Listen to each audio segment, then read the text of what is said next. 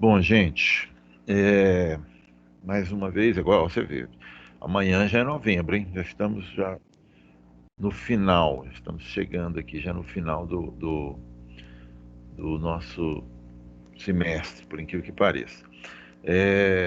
Na próxima semana, nós teremos de novo uma aula teórica, né? A gente vai falar sobre, deixa eu até olhar aqui, formas de interação entre agentes do SAG, que é uma outra abordagem teórica.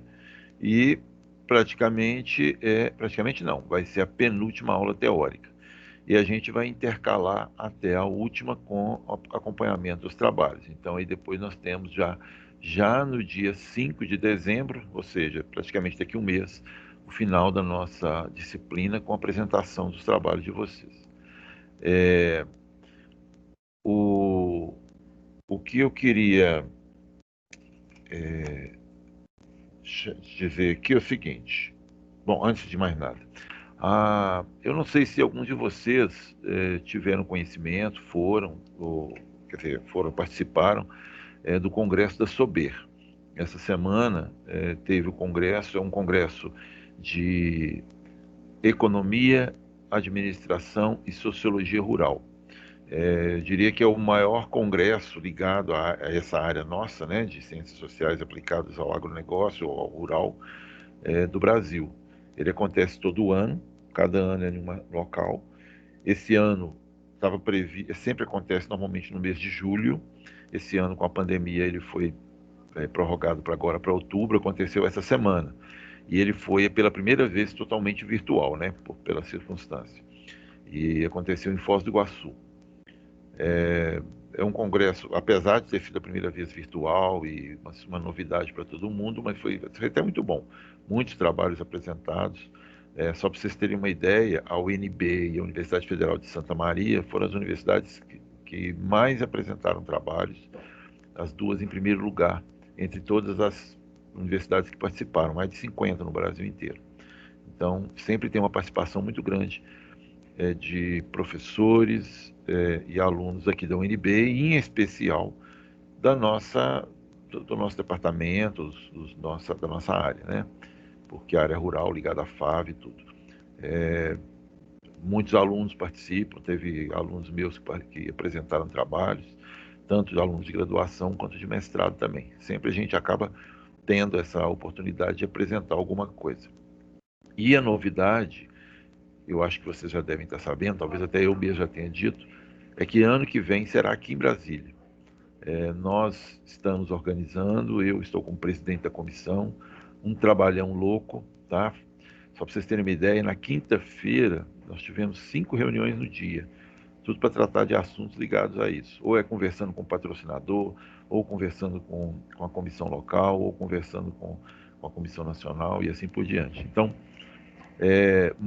tem alunos de mestrado que já estão participando das comissões, que estão no início agora, trabalhando mais com essa parte burocrática, mas a gente deve abrir um edital, já conversamos inclusive essa semana com a reitoria, a gente vai abrir um edital no ano que vem para a convocação de estudantes de graduação, para ajudar no evento. Então, não só participando, né, eu convido vocês a participarem efetivamente, mas convido vocês também a se inscreverem nesse edital, caso seja interessante, caso tenham tempo e tal, né? Ou vai ter bolsa, ou vai ter crédito. Isso vai depender da condição do ano que vem, da universidade e tal. De qualquer forma, é uma oportunidade muito importante para vocês que estão nessa caminhada aí dentro da universidade, tá? Isso faz parte de um curso superior e isso ganha crédito como atividade complementar e, obviamente, ganha visibilidade, né? Junto com as pessoas que estão no Congresso. Isso se for presencial. Se ele não for presencial, se ele for virtual, vamos dizer assim, o trabalho é menor, porém vai ter também convocação. Agora, a gente está acreditando, na verdade, que ele deve ser um misto entre presencial e virtual, tá? Então, devemos fazer as duas coisas, porque não é possível que... um detalhe, até quando que vai ser, né? Ele vai acontecer no recesso, o segundo recesso do ano que vem. ou seja, provavelmente em outubro do ano que vem. Tá? A gente vai ter essas datas aí fechadas já nas próximas semanas, em função da decisão do CEP. E a gente está acreditando que seria na segunda quinzena de outubro o evento. Tá? Então, até daqui um ano, até lá, não é possível que essa pandemia já não dê uma refrescada aí e a gente possa fazer algum evento presencial, tá bom? Então já fica o convite, vocês espalhem aí e fiquem atentos, a gente vai dando notícia. E eu gostaria muito que vocês participassem, não só como ajudantes no Congresso, como também produzindo artigos, produzindo trabalhos junto com seus professores, tá? Para poder apresentar lá no Congresso. Isso é uma oportunidade muito boa, muito importante aí para vocês que estão começando aqui na universidade. Bom, chegaram mais alguns. Depois eu pego a presença aqui de vocês e mas hoje então nós temos mais um dia de apresentação de trabalhos. Eu essa semana eu fiquei de encontrar com o grupo da UVA. Tem alguém do grupo da UVA aí? Deixa eu ver aqui. O grupo da UVA, a Beatriz está aí. Bom dia, professor. Eu estou aqui sim. Bom dia. Eu quem? Quem que falou que eu... Ah, Renata. Renata. Pois é. Então vocês me pediram lá um tempo para a gente conversar e tal. Eu marquei na segunda. Depois, segunda, justamente. O que aconteceu na segunda? Tinha a sessão de abertura lá da Sober. E eu era convidado lá em função da condição que eu estou na comissão local aqui de Brasília, a gente precisava estar lá. E foi quase que boa parte da noite, então não teve jeito de encontrar com vocês. Depois ainda tive da aula, né? Às 9 horas eu dou aula na outra disciplina. E acabou que vocês não fizeram contato e eu também estava com a semana cheia. Então eu fico devendo ir a um encontro com vocês aí o mais rápido aí que a gente puder, tá? Então vocês mandem o contato e a gente agenda um momento. E hoje nós temos o único grupo que apresentou 2 vezes foi o grupo do arroz, não é isso? O grupo do arroz, exatamente. Então, hoje eu queria saber quem é que vai querer apresentar, que vai estar disponível para apresentar aí para nós. Aqui, ó, a Beatriz já está perguntando se pode ser na segunda às 19 horas ou terça às 19h30. Beleza, Beatriz, você já coloca opções. Eu vejo aqui, vocês aqui, deixa eu ver. Segunda é feriado, né? Você está lembrando, tá ligado, né? Não vai ter jeito da gente fazer, não. Terça terça eu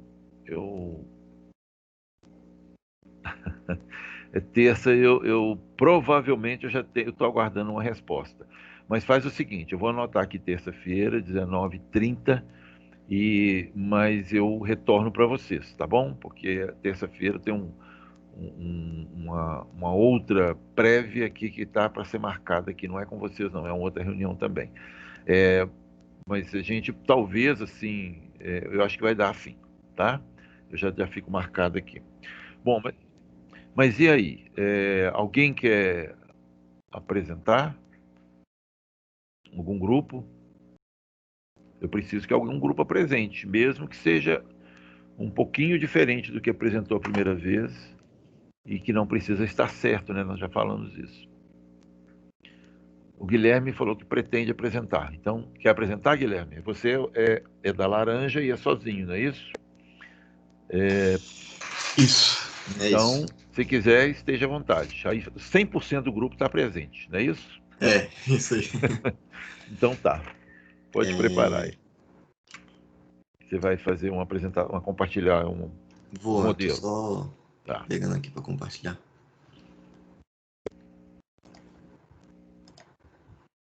Gente, enquanto o Guilherme compartilha, eu queria falar 2 coisas. Olha, eu preciso, conforme combinado, eu preciso que as pessoas que não venham à aula mandem a justificativa no resumo como justificando a presença. Se não, está com falta e falta reprova, tá bom? Então, e esse prazo não é ad eterno, não, é uma semana depois. Então eu preciso que vocês cumpram isso, porque senão não tem Não tem como a gente seguir com a disciplina com a pessoa ausente ou não participando das videoaulas, tá? Ouvindo, assistindo as videoaulas. E a única forma de eu saber que está assistindo as videoaulas é me mandando, no mínimo, um resuminho sobre o que foi discutido. Outra coisa, o grupo sempre tem que participar, todos do grupo, no trabalho, tá? Então, é muito chato, eu não sei o que está acontecendo nos grupos, mas é muito chato, por exemplo, não tem condição de saber, mas é muito chato eu estar, vamos dizer assim, recebendo aqui o trabalho como se fosse o grupo todo e um ou outro colega não participa. Eu sei que também é muito chato para a parte de vocês ficar dedurando o colega, mas eu acho que vocês têm que ter uma conversa entre vocês e se não tiver condição, tira o colega, não coloca ele no trabalho final, ou toma uma decisão qualquer que não venha prejudicar vocês, tá bom? Eu estou falando isso não é especificamente com algum caso que tenha acontecido nesse semestre ou coisa assim, não.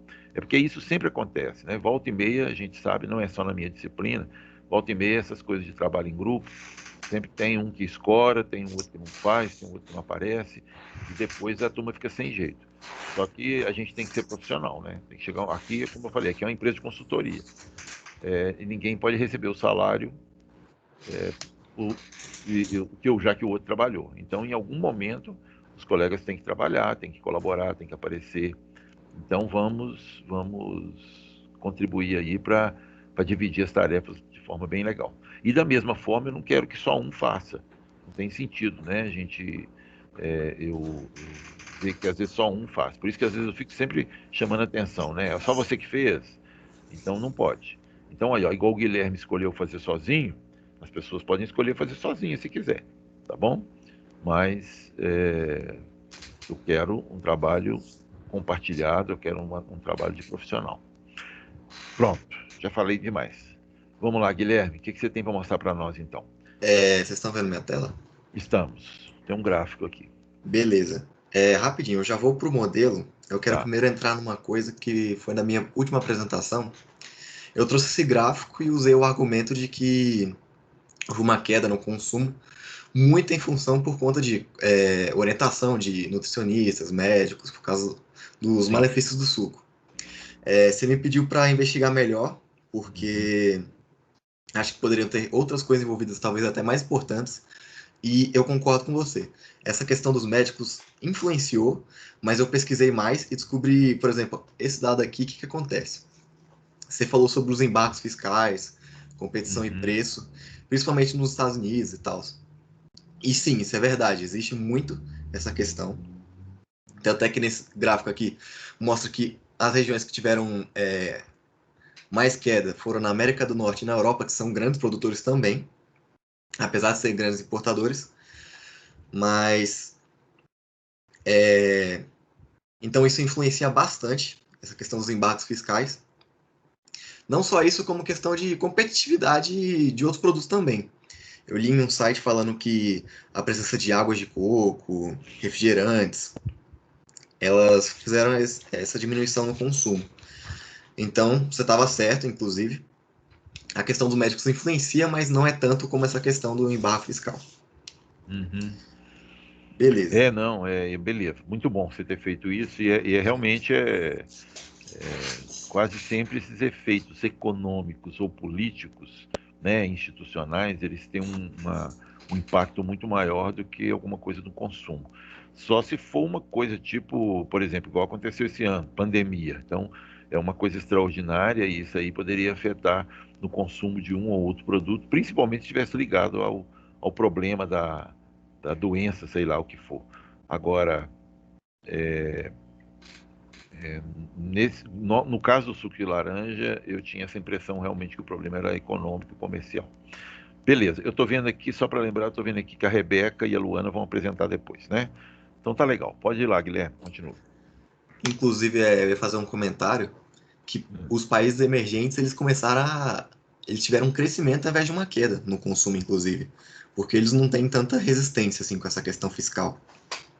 Ou seja, a questão econômica, ela realmente pega bastante. Uhum. E aqui, beleza. Eu tentei desenvolver um pouco mais meu modelo. Ele já era um pouco simples, também continua simples, mas eu tentei desenvolver, de acordo com as suas orientações, inclusive. Temos aqui os fornecedores de insumos que fornecem para o produtor. E aí tem a indústria de primeiro nível, que eu acho que eu entendi certo, que tem a ver com a questão do pack house, que você me falou. E dela a laranja vai para a indústria de segundo nível, onde são produzidos sucos, outras coisas do gênero. Mas também existem produtores que já dão direto para as indústrias de segundo nível. Por quê? Porque essa indústria pode ter já essa questão do pack house, essa questão da seleção, essa questão da enceragem, da lavagem. Então existe essa venda direta do produtor para a indústria de segundo nível. Depois da indústria de segundo nível, tem a indústria artesanal, que pode fazer um doce ou alguma coisa do gênero, que inclusive acaba sendo vendido em feiras, e aí já é uma venda direta para o consumidor final, nem passa muito pelo atacado e pelo varejo, tanto assim. Uma coisa que eu observei que ficou bem confuso, para falar a verdade até, é como que quase todos os componentes eles se relacionam. Vocês podem ver pelas setas que praticamente todo mundo vende para todo mundo. Ficou até mais bagunçado as setas. E tentei representar também a caixa que você pediu do Brasil. Né? Eu fiquei até na dúvida se o ambiente organizacional e institucional ficava fora ou dentro dessa caixa. Mas botei dentro, porque eu achei que era dentro. E representei também os países importadores, que são os Estados Unidos, Japão, são dois grandes países, e a União Europeia, que é o maior importador da laranja do Brasil do mundo. E é mais ou menos isso aí, o modelo. Não sei se está certo. Tá, vamos lá, vamos conversar algumas coisas aqui. Vamos. Muito bem, o seu modelo ele apresenta algumas diferenças em relação aos outros, mas nada que prejudique em alguns aspectos. Primeiro, você colocou as caixinhas de cores diferentes e embora, por exemplo, a caixinha da indústria de primeiro e de segundo nível elas estão praticamente no mesmo nível vertical junto com o produtor, mas dá para a gente perceber perfeitamente que é um outro setor, né, que é um outro elo, já que eles estão de cores diferentes. Então isso é uma criatividade, vamos dizer, uma coisa que você colocou que eu acho que é permissível perfeitamente, tá? Embora o layout, se você olhar de maneira geral, você vai ver que lá o consumidor e a distribuição estão com um afastamento entre eles, e aí poderia ser ajustado esses roxinhos mais para a direita, de forma que fique quase todos um embaixo do outro, tá bom? Isso é só um detalhe de visual aí que você pode mexer depois. Uma outra coisa no detalhe visual também é o seguinte, quando da próxima vez, eu recomendo que você mude esse layout de slide, porque esse tem esses riscos atrás aí, né, parecendo um capinzinho, e isso pode gerar alguma confusão visual para quem estiver olhando, tá? Eu acho que se tiver uma tela, um fundo mais liso, isso fica melhor. Bom, mas vamos então, e parece que é bobagem isso, frescura, mas não é, gente. Essas coisas são importantes em uma apresentação, tá? E isso não é só para mim aqui não, para qualquer uma que vocês forem fazer no futuro. Vamos lá então, detalhes. Ok, com relação aos agentes, né? Embora lá no branquinho, né, na distribuição, você coloca distribuição atacado, distribuição varejo. A distribuição ela pode ser considerada como uma ação, mas pode ser considerada também como um elo, né? A palavra distribuição. De qualquer forma, ela não deveria estar na caixinha. Eu recomendo que você substitua a palavra mesmo que você vai fazer o contrário. Você vai colocar quem são esses atacadistas. Então, ou se for, porque atacadista, veja bem, o SEASA, ou as SEASAs, né, as diversas SEASAs, já que nós estamos falando de Brasil, elas são atacadistas. Tá? Da mesma forma que o Macro, por exemplo, é um atacadista. Então, você poderia até colocar todo mundo junto, atacadistas. Em vez de colocar distribuição, você colocava atacadistas e colocava entre parênteses quem são esses atacadistas.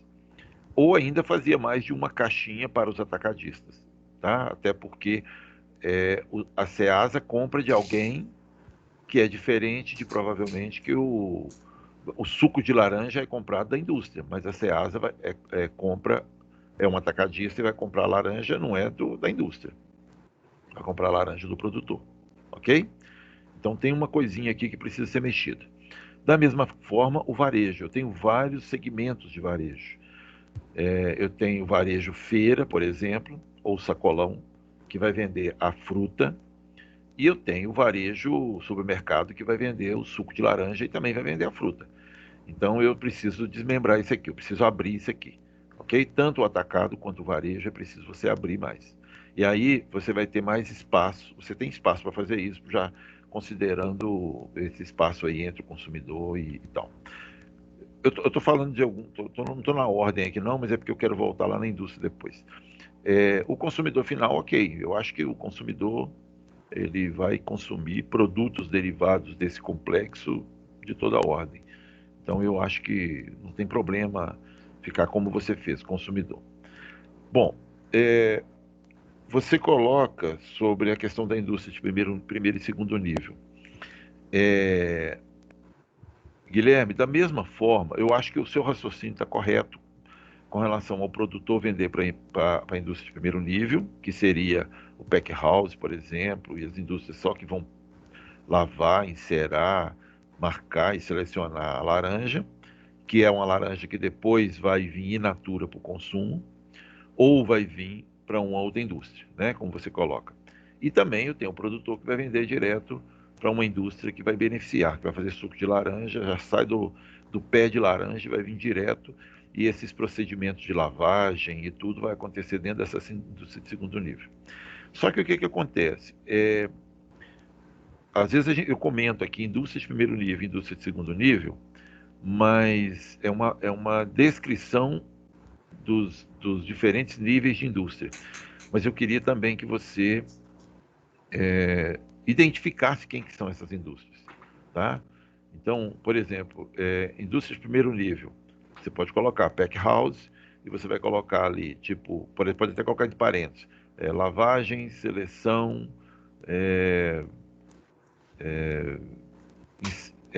enceramento, né? Eu não sei como é que chama isso, encera a laranja e identifica a laranja, por exemplo. Então, lavagem, identificação, enceramento e seleção. Então, é o que vai ser feito nessa indústria, no pack house. E o que é a indústria de segundo nível? Então, são indústrias de processadoras de derivados da laranja.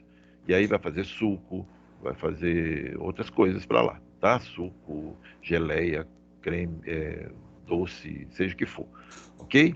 Então, assim, não é colocar indústria de primeiro nível, mas é identificar quem são essas indústrias de primeiro nível. Igual eu estou falando para fazer lá no atacado e no varejo. Quem são as indústrias de segundo nível?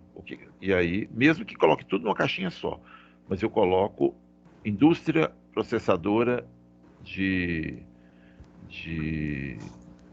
da laranja, pronto. E aí embaixo coloca, entre parênteses, o que ela pode fazer, por exemplo. Tá? Então, é isso.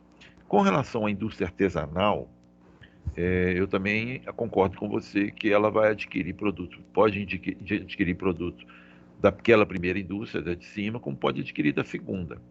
Mas eu acredito que, por ser artesanal, ela vai muito mais adquirir produto do produtor. E você não está colocando uma seta dela direto do produtor. Tá? Então, por exemplo, um cara que faz doce de laranja no interior, às vezes ele é até o próprio produtor. Ele pega a laranja dele, faz o doce, faz a geleia e vende. E vai vender num tipo de varejo diferente também. Ele não vai mandar para o atacado, ele vai produzir em quantidade menor. Então tem alguma coisa que você vai precisar mexer aqui. Tá? Talvez trazer essas três indústrias para a mesma vertical, ok? Colocando que a indústria artesanal ela vai comprar o produto, até por ser artesanal, que nem você mesmo falou, vai fazer geleia, doce, essas coisas. ela vai normalmente comprar do produtor. Eu creio que ela jamais vai comprar do que a gente colocou, do que você colocou aqui como indústria de segundo nível. Ok? Então, você vai precisar mexer nisso aqui. Eu acho que o seu entendimento está correto, mas vai precisar de remexer aqui. Com relação à quantidade de setas que você coloca, eu acho que não é problema algum. Se as setas estão levando de todos para todos, de alguns para todos, seja quem for, você tem que colocar mesmo, onde que tiver de colocar seta, tá bom? Isso é o perfeito. Porém, tem você coloca aqui que os países importadores, eles estão comprando da indústria de primeiro nível e da indústria de segundo nível, né? Pelo que eu estou vendo aqui, 2 setas saindo em direção aos países importadores. Ok. Eu só peço para fazer exatamente o que eu comentei esses dias para um outro grupo. Você usou foi o PowerPoint, ou Guilherme? Sim, o PowerPoint. Tá. Então, o PowerPoint, ele tem um recurso, eu não sei outros programas aí, mas o PowerPoint ele tem um recurso que, se você pegar essa seta e encostar ela no meio da caixinha, ela localiza exatamente o meio da caixa, tá? O ponto da lateral da caixa. Então, faça isso e aí você vai colocar todas as setas saindo exatamente do meio da caixinha e indo diretamente ao meio da outra caixinha. Isso facilita, se você tiver de mexer com a caixa, essa seta acompanha. E isso é um macete que fica um visual mais legal. Porque, olha, por exemplo, você tem setas que estão saindo da parte mais alta da caixinha, tem outras que estão saindo do meio, tem outras que estão chegando no meio do caminho só, não estão alcançando a caixinha seguinte. Embora a gente está vendo para onde que ela está indo, mas fica melhor se você colocar encostando na origem e encostando no destino, ok? Agora, quando você coloca aí embaixo Estados Unidos, Japão e União Europeia também ligados por caixinha, dá a impressão que eu tenho países importadores que vão estar vendendo para os Estados Unidos, Japão e União Europeia, porque tem as mesmas setas. Então, não coloca seta aí não, coloca uma outra coisa qualquer, tá? Nem que você coloque, inclusive, esses nomes escritos dentro desses países, dessa caixa, países importadores, aí você coloca ali dentro. Estados Unidos, Japão e principalmente União Europeia, sei lá, qualquer coisa desse tipo. De forma que não apareça, porque a impressão que está dando é que os países importadores estão comprando e vendendo para esses 3. E aí gera alguma dúvida aí. Eu falei muito, parece que tem muita coisa errada, mas não tem. Você está vendo que a maioria são detalhes de forma, com exceção dessa coisa da indústria e do atacado. Tá? Do atacado e varejo, que eu acho que isso aí você tem que mexer.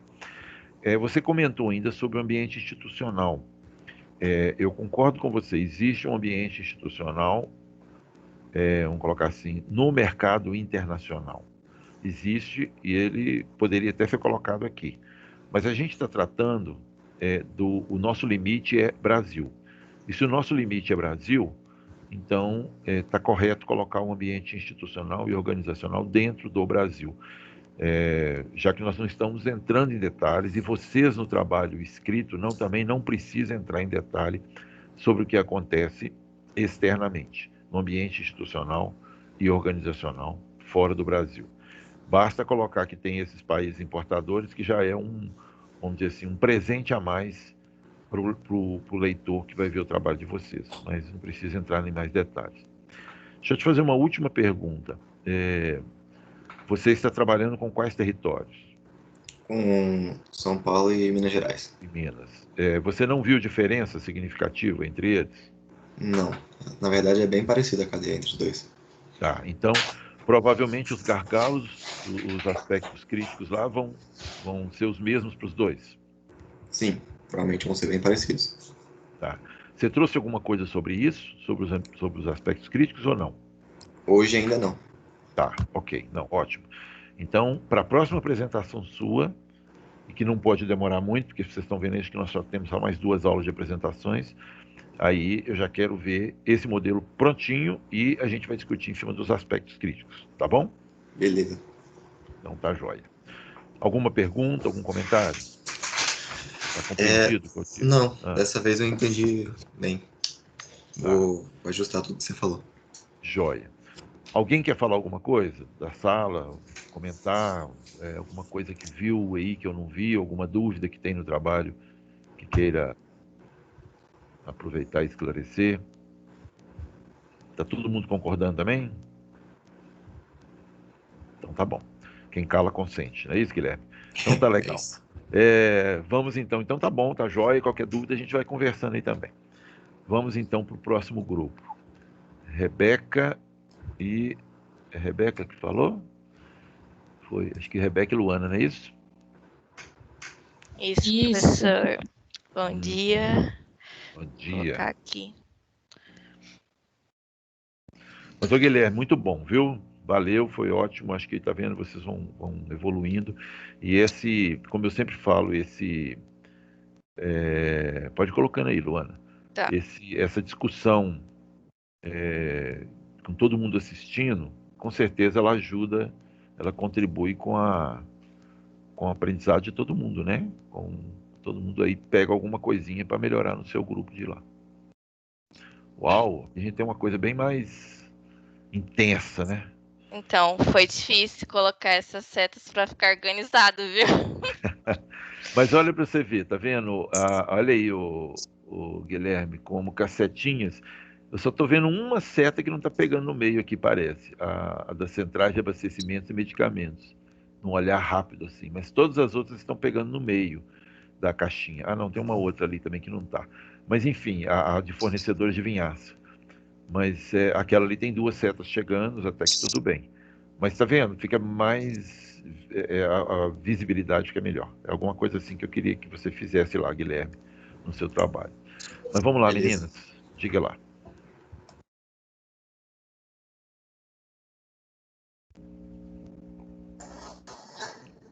Quem que vai apresentar? A Luana? Não, acho que a Rebeca vai falar aí.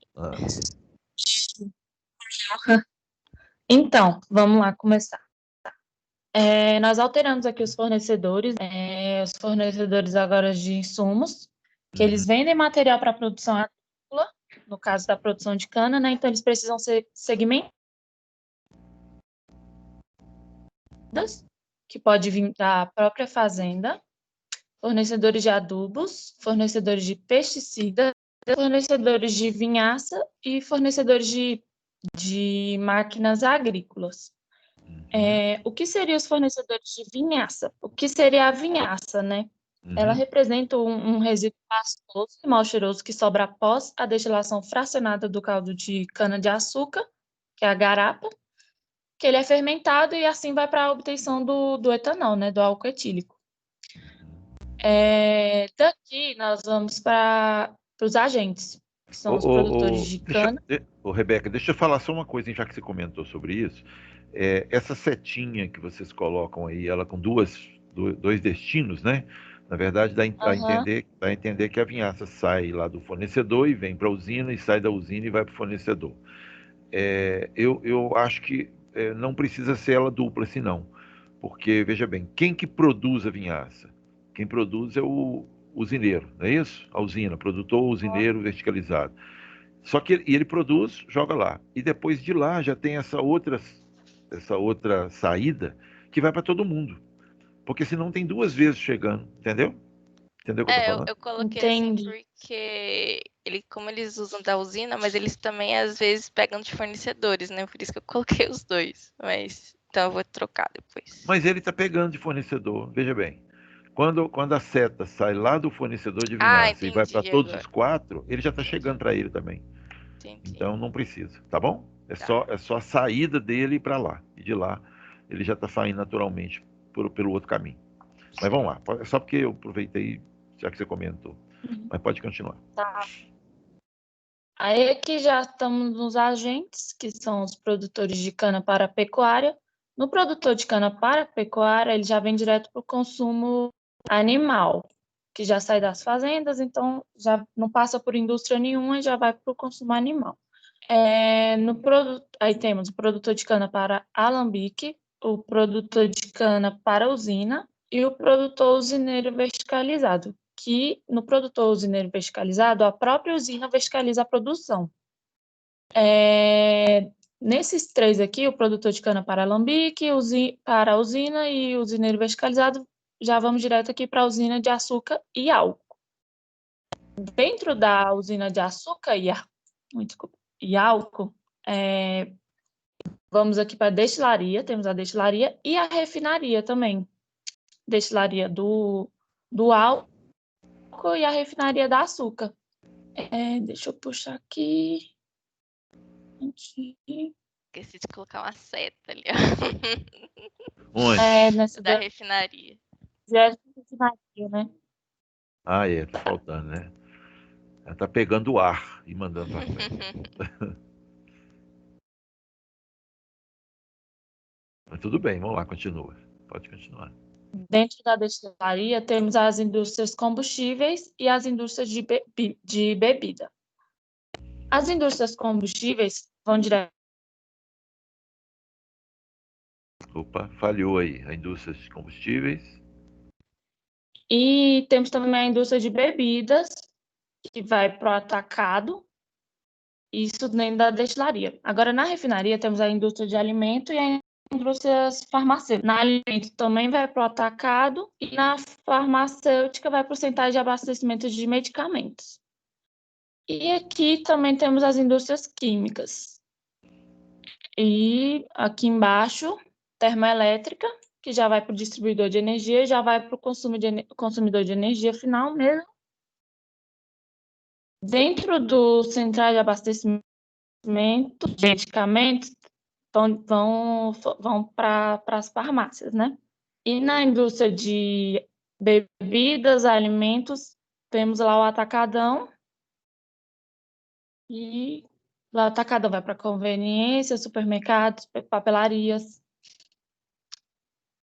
Aqui, esqueci de falar. Dentro da indústria de combustíveis, vemos aí a setinha já indo direto para os exportadores. Esses dados aí são atualizados, que são os exportadores de açúcar, a China, a Indonésia, a Argélia, e do etanol, Estados Unidos, Coreia do Sul e os Países Baixos.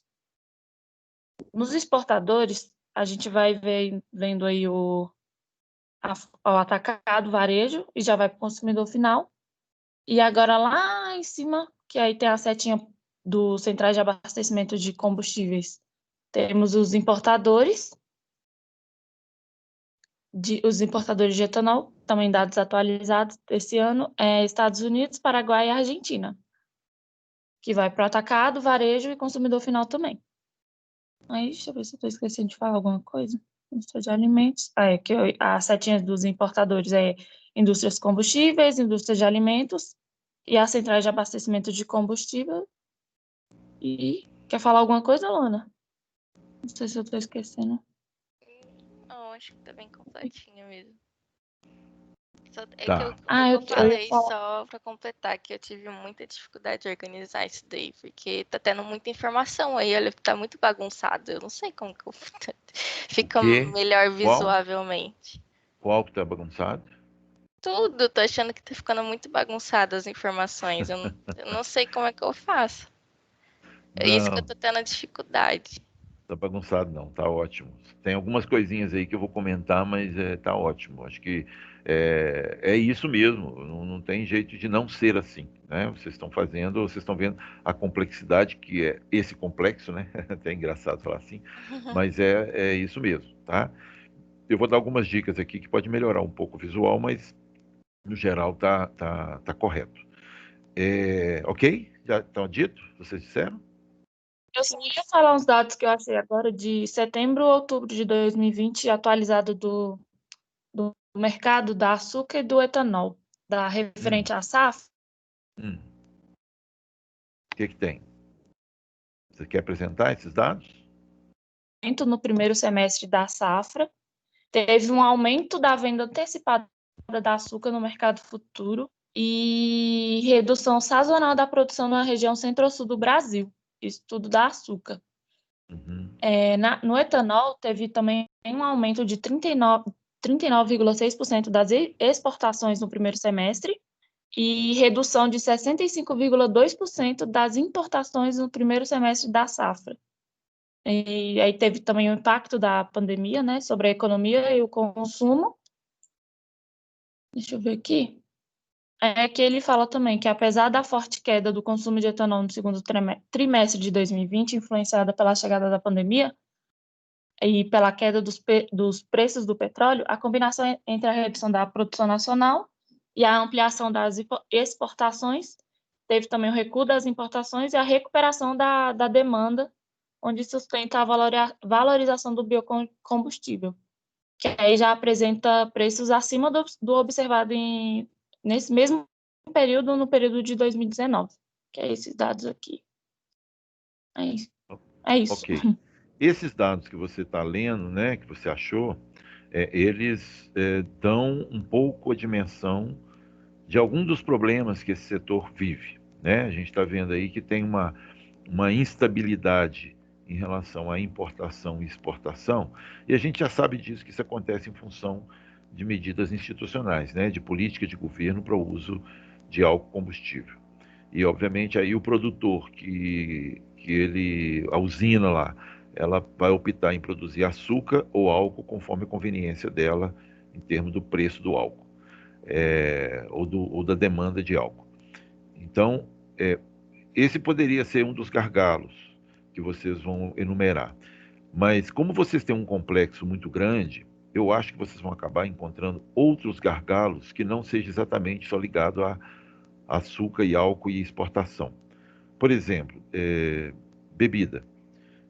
Eu sei que o setor, por exemplo, de cachaça, né, que é o principal produto derivado principal bebida derivada de açúcar e álcool, né, no caso do álcool, ela tem também problemas no setor, tá?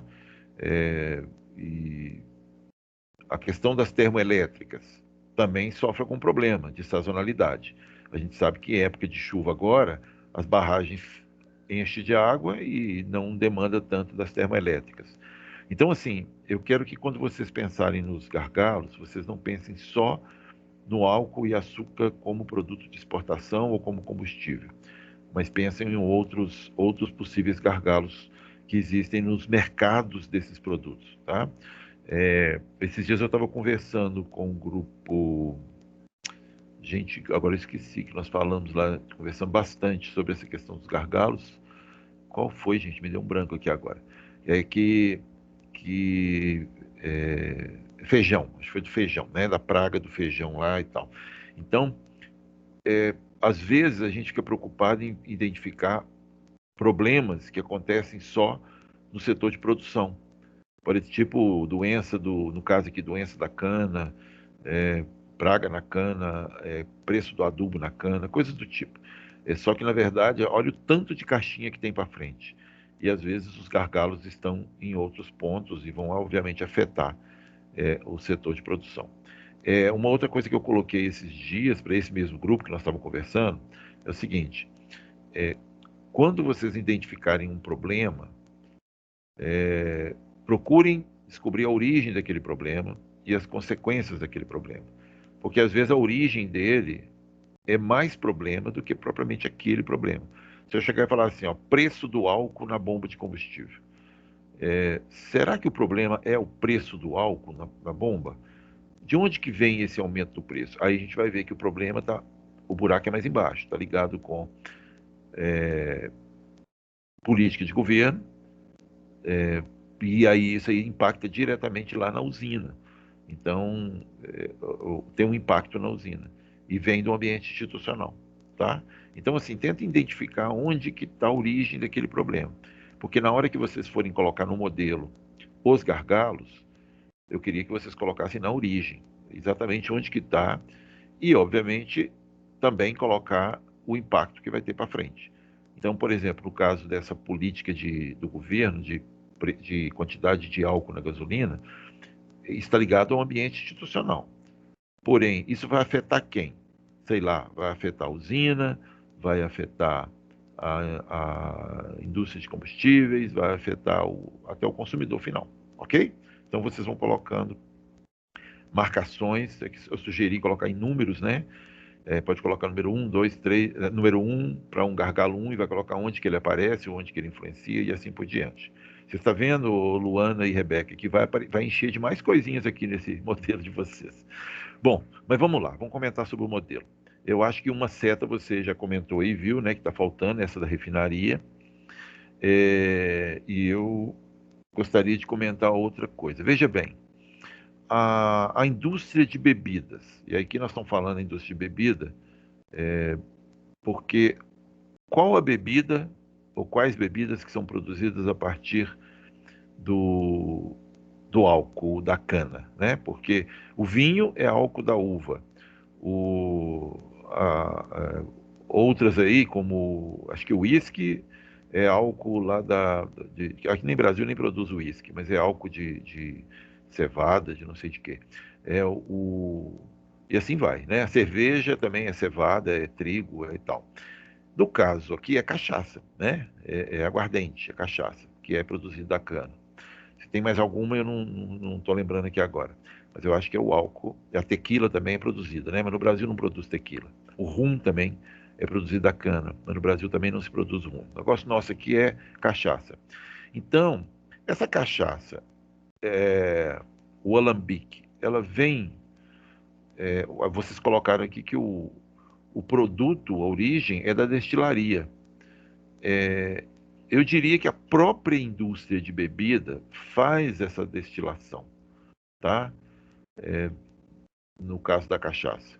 Então, eu tiraria essa seta. Vocês colocaram lá atrás, produtor de cana para alambique. E aí, essa cana, esse produtor vende para a usina de álcool, que vai vender para a destilaria, que vai vender para a indústria de bebida. Eu acho que não. Eu acho que o produtor de cana ele vai vender direto para a indústria de bebida. Porque acho que todos vocês já viram alguma vez, ou já foram, ou já viram televisão em algum lugar, como é que faz cachaça. Quer dizer, você pega ali aquela cana, moe, faz uma garapa, e essa garapa é colocada para destilar, né, naquele alambique, aquele parece um forno que tem um bico, e dali é produzida a cachaça. Então, ou seja, o próprio produtor, que às vezes é até o próprio produtor que faz a cachaça, né, ele mesmo, dentro da fazenda dele. Então, é o produtor de cana para alambique que vai vender direto para a indústria de bebidas, tá bom? Pode fazer uma seta direta aí, não precisa passar por esses outros.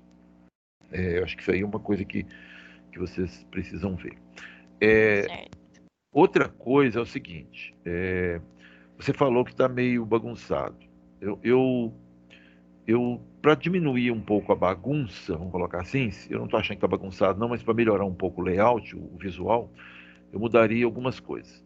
Onde está escrito ambiente institucional e onde está escrito ambiente organizacional, puxa isso mais para a esquerda. Coloca isso, se pode colocar até no cantinho lá embaixo, tá? No cantinho à esquerda, dando espaço para colocar mais essas coisas de importadores e exportadores. Então, a palavra cana-de-açúcar, gente, cana-de-açúcar tem hífen? Eu acho que não tem, não. Não me lembro agora. Depois vocês conferem aí, tá? De qualquer forma, coloca essa cana-de-açúcar. Não é só cana-de-açúcar, coloca complexo da cana-de-açúcar. O nome correto é esse. Complexo da cana-de-açúcar. Coloca ela mais para cima, ou mais no meio, ou em algum outro lugar mais separado. Joga ambiente institucional e ambiente organizacional para a esquerda. E aí vai sobrar bastante espaço para vocês alongarem essas caixinhas verdes dos importadores e exportadores, tá? Elas estão pegando no limite. E aí elas podem ficar bem retangular, bem achatadinha, e cabendo melhor o conteúdo que estão nelas.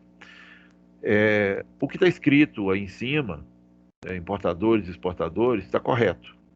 Eu não vejo necessidade de colocar essa coisa de atacado, varejo e consumidor lá em cima dos atacados e dos importadores e exportadores. É o mesmo que eu falei para o Guilherme.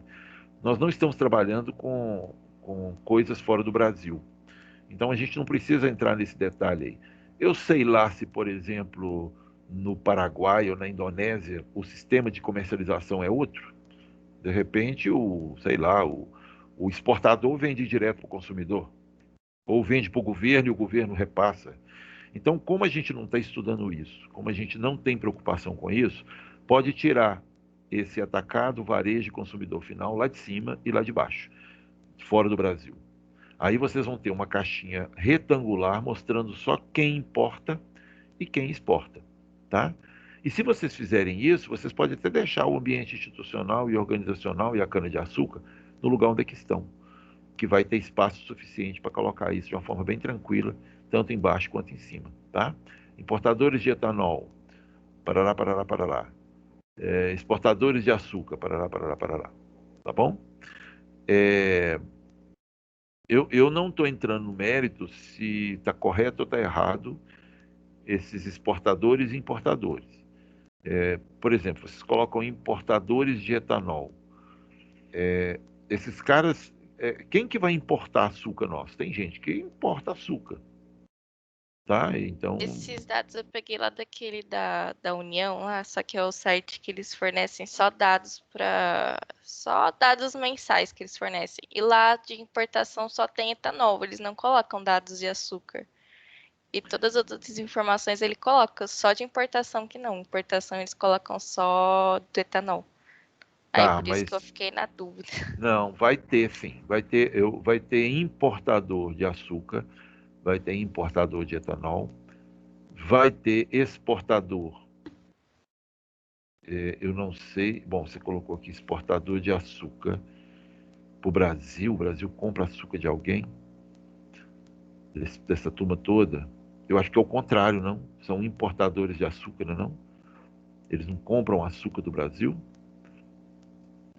Ó, eu peço uma revisão de vocês para isso, tá? Quem é que compra? Quem compra são os importadores. Quem é que vende? Quem vende são os exportadores. A ótica aí é o Brasil. Então veja aí, eu acho que o Brasil Então é é um o grande. contrário. Pode ser o contrário, aí eu concordo. O Brasil compra álcool dos Estados Unidos, do Paraguai e da Argentina. Beleza, concordo.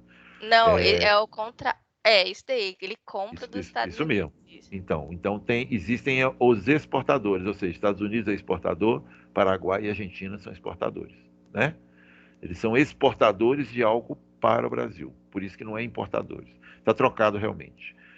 Mas mesmo assim, eu acho que no caso do álcool, tem época que o Brasil importa e tem época que o Brasil exporta, de acordo com a demanda.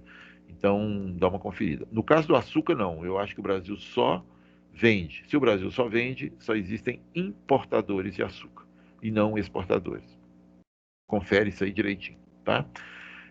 Gostei das setas escuras indo para esses grupos externos, está diferenciando, né, das outras setas. Porém, tem um detalhe: as duas setas estão saindo, tanto por importador quanto por exportador. E não é bem assim. Quer dizer, o importador, ele compra o produto brasileiro, mas o exportador, ele vende para o Brasil. Então a seta tem que ser o contrário. A seta sai dele e entra para o Brasil aqui, para algum lugar. Aí vai entrar como vocês. Aí vocês vão rever aqui, mas eu estou achando que é justamente o exportador de etanol vai estar mandando para centrais de abastecimento, vai estar mandando só, né? Só para centrais de abastecimento de álcool. Perfeito. Tá? Então, ver a origem e destino das setas. Quem importa, compra. Quem exporta, vende para o Brasil. E se vende para o Brasil, a seta não pode estar saindo, a seta tem que estar entrando. Tá bom? Gente, parece muita coisa também, mas eu acho que pela complexidade que vocês mostraram, está correto. Eu só tiraria essas gordurinhas aí que vocês colocaram fora do país e dar essa arrumação no layout, mas eu acho que está perfeito. Vocês trouxeram alguma coisa sobre os aspectos críticos ou ainda também não? Não, professor, ainda não achamos. Então tá. Então também fica devendo para a próxima vez a gente praticamente já vem com isso aqui prontinho, não precisa falar mais e vamos discutir sobre os aspectos críticos. Tá legal? Aí vocês tragam uma listinha aí do que vocês acharem e a gente conversa aqui. Se tiver oportunidade, a gente pode conversar antes de vir para a sala, tá? Mas está muito bom, parabéns. O negócio não é simples, mas vocês estão vendo assim a riqueza de conhecimento que a gente tem montando um modelo desse, tá? E isso faz parte. Qualquer pesquisa que vier a ser feita a partir desse complexo, é esse modelo que vai direcionar, tá? Essa semana nós começamos uma pesquisa. Eu estou participando de um projeto que talvez eu vou precisar de ajuda, tá? Aí qualquer coisa eu venho a requisitar ajuda para vocês ou algum outro estudante. Tem uma turminha que já trabalha comigo há um tempo. Para poder, nós estamos fazendo um estudo sobre justamente gargalos de rastreabilidade de hortaliças no Brasil. É um projeto que tem, eu estou na UNB, tem alunos do mestrado na UNB, mas o projeto é da Embrapa Hortaliças. E tem uma equipe também do CEAGESP, lá de São Paulo. Então a gente está fazendo esse estudo e nós começamos essa semana já a estudar identificar os polos de produção. Olha, vocês verem, o primeiro caminho que a gente vai fazer, identificar onde que se produz. Nós estamos trabalhando com 6 ou 7 produtos, coentro, cenoura, cebolinha, alguns produtos lá. Então vão identificar os locais onde é que se produz mais e onde é que tem mais produtores. São duas informações diferentes no Brasil. Mapeamos o Brasil e o próximo passo, vão construir justamente os modelos desses produtos. Quem compra, quem vende, quem faz o quê. Hortaliça normalmente é bem mais simples do que esse da cana, mas pensando na complexidade do Brasil inteiro, vocês imaginam a quantidade de coisa que vai ter que ser feita, tá? Então, o primeiro passo para poder fazer uma pesquisa, para chegar na segunda etapa, quem trabalha com sistema agroindustrial, é fazer o modelo. Por isso que é importante vocês entenderem como que faz.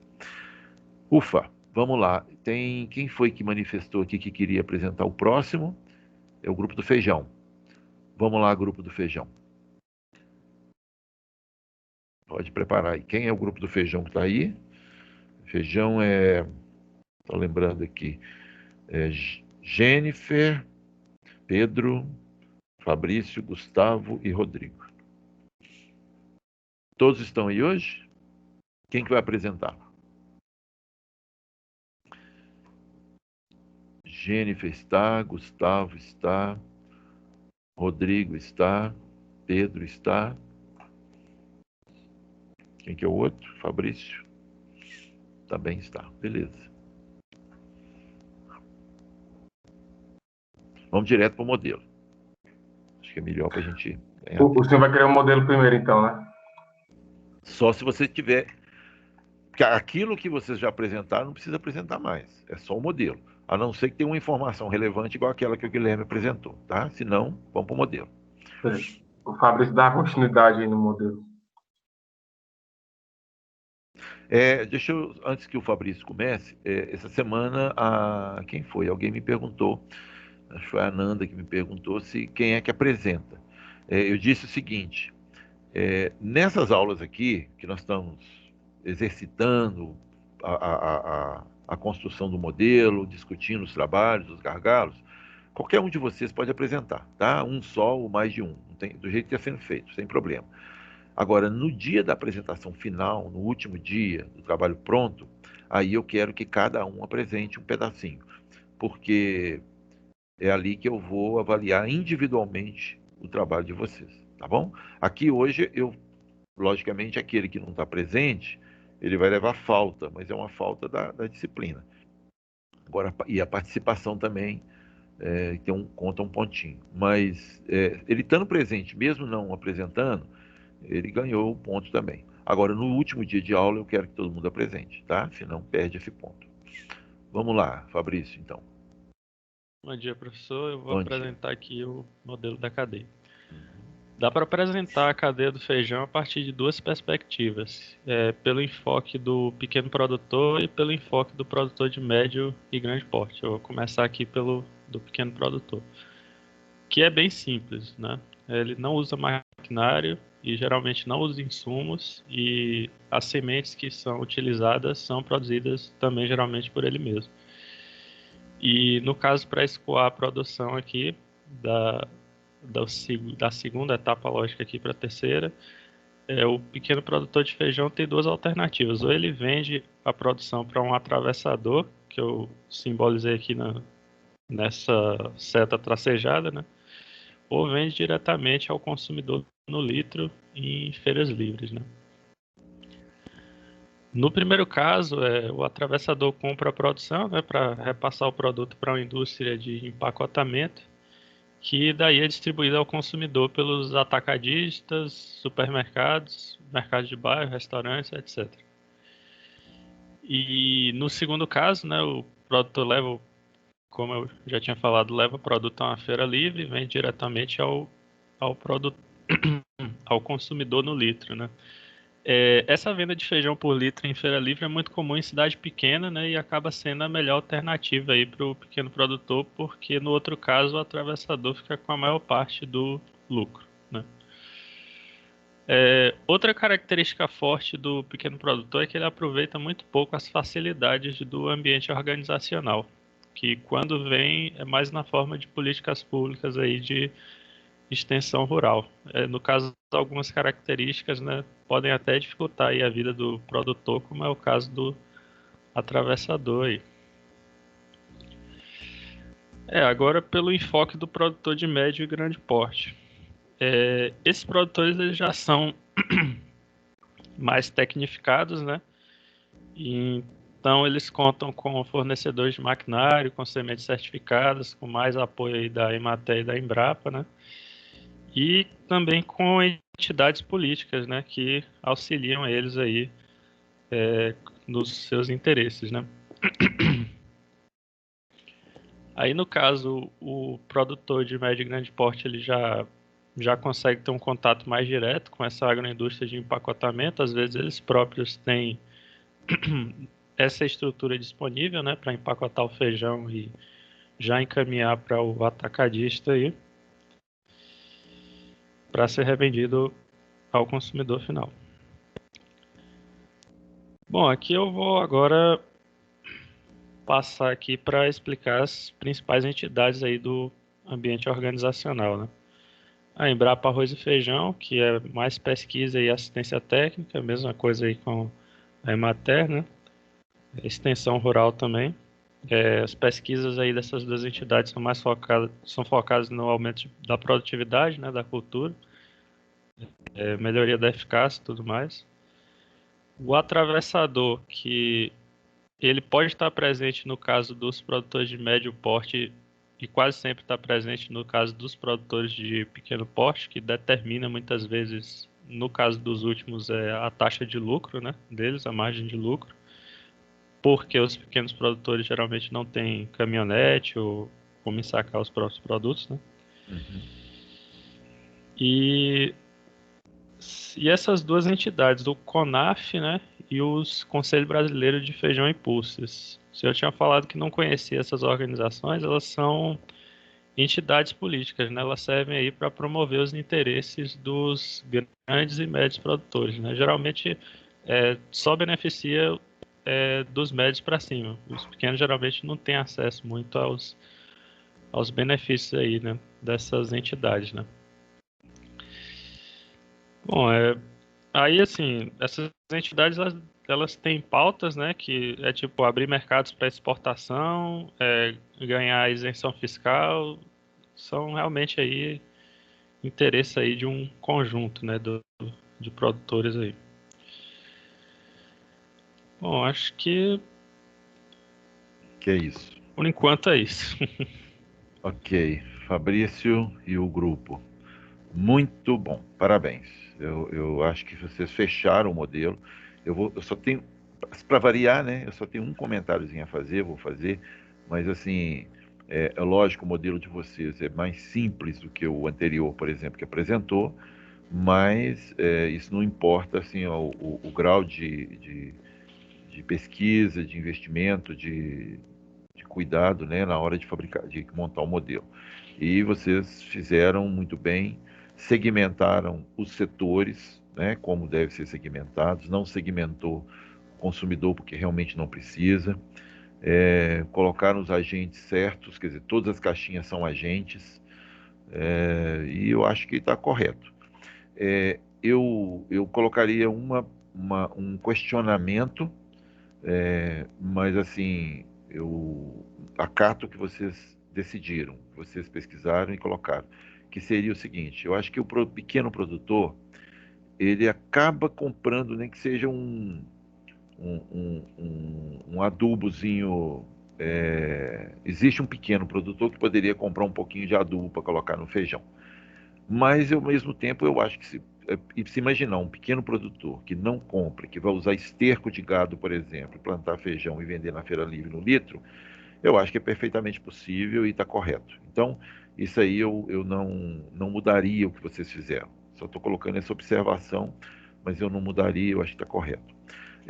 Agora, eu gostaria que vocês colocassem, eu falo porque aí eu tenho experiência própria, o pequeno, o médio e grande produtor, ele às vezes utiliza sim do atravessador, tá? Então, lá em Unai, por exemplo, eu morei muito tempo, eu conheço vários atravessadores lá, que compram o feijão de grandes produtores e de médios produtores da região.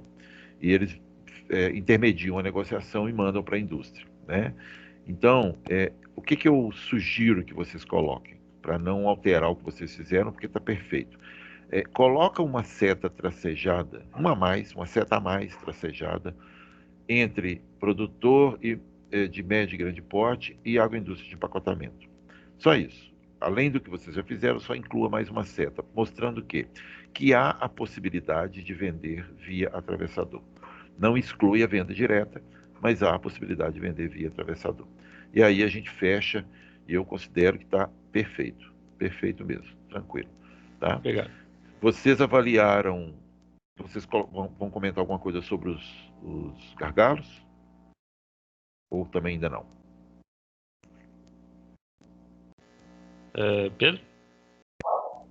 A gente não terminou ainda não. Depois, Não, né? Na próxima. Então tá. Foi com vocês que nós conversamos aquele dia. Eu acho que depois de tanta conversa, foi bom para mim e bom para vocês. Eu acho que a gente esclareceu algumas coisas. Eu acho que é importante que vocês sempre façam aquela pergunta para vocês mesmos sobre o que eu comentei antes aqui com outro grupo. A pergunta é a seguinte: onde que esse gargalo começa? E até onde que ele atinge? Tá?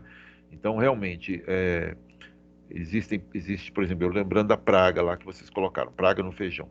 Existe, essa praga é um gargalo e até onde que ela vai afetar? Ou preço, por exemplo. Preço quase sempre nesses produtos pode ser um gargalo, como é o caso lá da cana, né, do álcool. Então, mas a origem está onde? E o destino, e vai afetar quem?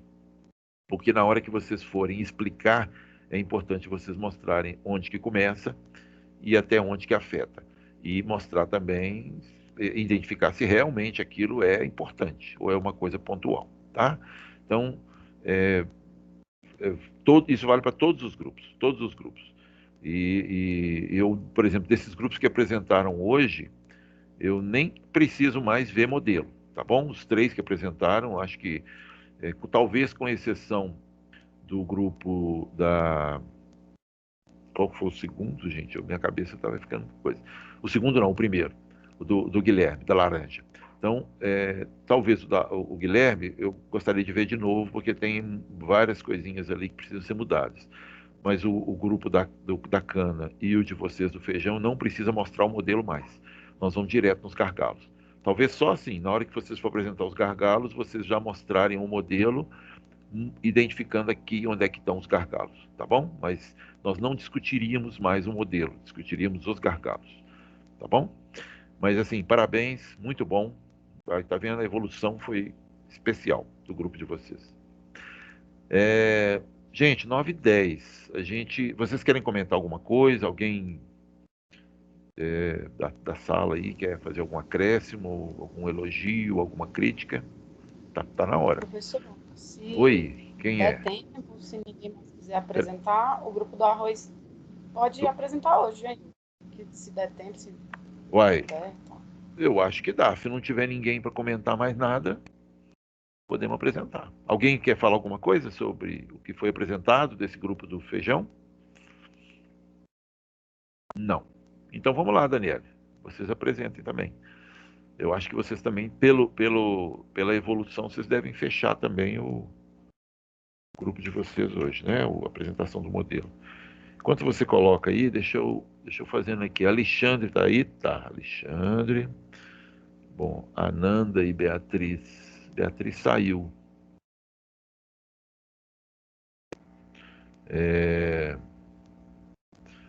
Gente, entrar e sair, às vezes... Professor, a internet dela caiu. Né? Então tá, É. porque entrar e sair... Tem vezes que eu reparo aqui no final que a pessoa entrou, ficou 5 minutos na sala e saiu e não tentou voltar mais. Então, não tem problema, desde que mande a justificativa, porque aí não assistiu a aula, não é isso? Deixa eu adiantar aqui a frequência, o grupo do arroz, que aí depois vocês apresentam, a gente já fechou isso. O Cal não está, o Fabrício está presente, o Guilherme presente, a Daniele presente, o Gustavo presente, a Jennifer presente, Jonathan presente, Letícia e Luana presente, Maísa veio hoje? Não veio hoje. Maísa faltou. Marcos presente, Mariana presente,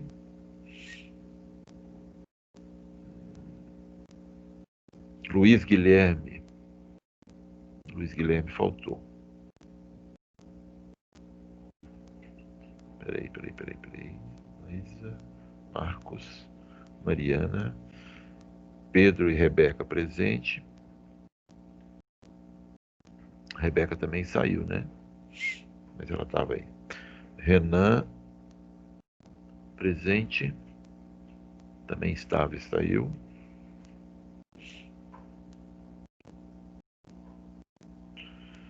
Renata presente. Rodrigo presente. Saila não veio. Bom, vamos lá. Então, o grupo do arroz, Daniele, Jonathan, Letícia e Mariana. Estão todos aí. Mete bronca. Eu vou pedir para a Daniele só dar um zoom ali onde estão os produtores e os armazéns. Ok. Tá. Aqui o primeiro gargalo aqui que a gente identificou foi com relação ao custo e mais do que isso, a questão do endividamento do produtor. Peraí, então vai localizando para onde que ele está para nós. Onde está escrito que é o custo? Aí não está escrito não, né? Não, a gente identificou com os números. Tá aqui, tá de cá. Tá ok. Então sempre mostra essa caixinha aí para a gente ir enxergando. Ok. Custo de produção, aumento dos custos com terra, água e financiamentos. Ok. Onde é que está isso? Isso. Então, tá geralmente nos produtores mesmo, sim, no grande, no pequeno, todos os produtores. Então, a gente verificou que, de acordo com o relatório da Conab, na região do Rio Grande do Sul, 70% dos produtores são arrendatários, né? E o que isso provoca, né? É que o produtor ele é obrigado a pagar o arrendador independente da produção. Também, segundo os dados do IRGA, sobre os custos de produção da safra 2019-2020, só de terra arrendada teve um aumento do custo de 55,59%. Né? Aí teve outros custos de aguador mais 55%, secagem 55,57%, administrador 55,55%. Então teve aumentos expressivos aí. E também com relação aos financiamentos, né? Isso acaba, né, estrangulando a margem de lucro do produtor. E por que a gente identificou que isso seria um gargalo? Porque quando você diminui o lucro, você acaba sobrando menos dinheiro para investimento, e com menos dinheiro para investimento, você também acaba impactando na produção. Então a gente identificou que isso pode ser, sim, um possível gargalo. Agora, com relação à capacidade de armazenamento e estocagem do produto. Certo. A gente identificou que isso está nos armazéns, especificamente nos privados. O que acontece? A maioria dos produtores, uma boa parte, não tem armazém próprio, né? E a capacidade de armazenamento, de armazenagem, é um fator determinante para a autonomia do produtor. Quer dizer, se ele armazena lá o produto dele, ele pode vender para quem ele quiser. O que acontece na prática é que muitos produtores entregam o produto para as beneficiadoras, né, para armazenamento delas, elas acabam detendo isso e, né, tem os custos de estocagem, de limpeza, secagem, transporte, né? E aí o produtor acaba vendendo para essas empresas que armazenam. Porque senão, se ele tiver que negociar com outro comprador, ele vai ter que arcar com todos esses custos, né? De limpeza, secagem, transporte e armazenagem. E aí acaba sendo inviável para o produtor. E os produtores que têm armazenamento próprio, armazém privado deles, normalmente eles não têm capacidade de armazenagem de toda a produção, né? Então, eles armazenam uma parte, mas também acabam uma outra parte armazenando nesses outros armazéns privados. Então, a gente identificou que isso também pode ser um gargalo. Certo. Bom, dando continuidade... Obrigada, Diana. Dando continuidade, identificamos também o terceiro gargalo referente ao papel do Estado, que é a ausência de crédito acessível aos agentes. Aí a gente identifica isso aqui dentro do ambiente organizacional. Esse é um dos principais problemas que aflige esse setor aqui, né, que é a escassez de empréstimos públicos à disposição dos produtores de arroz.